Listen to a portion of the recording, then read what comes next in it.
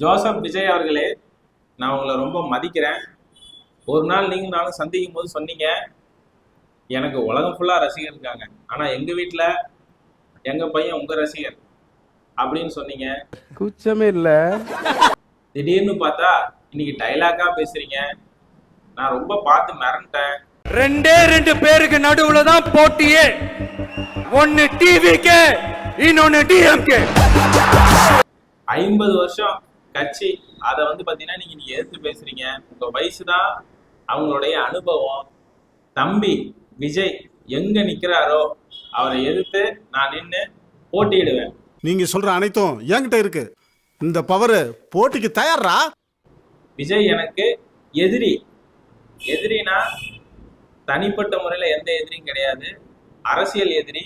என்கிட்ட என்ன அழகு இல்லையா, அறிவு இல்லையா, திறமை இல்லையா, பாடி இல்லையா?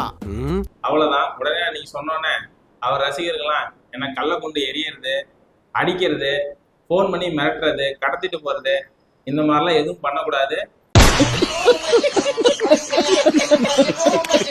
தமிழக முதலமைச்சர் தான் பொறுப்பு. இருந்தாலும் நான் எந்த பிரச்சனையா இருந்தாலும் சந்திக்க தயாரா இருக்கேன்.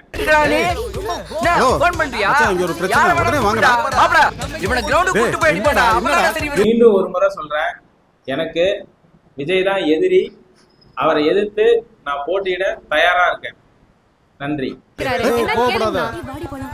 ஏன் இப்படி கொடுக்குற?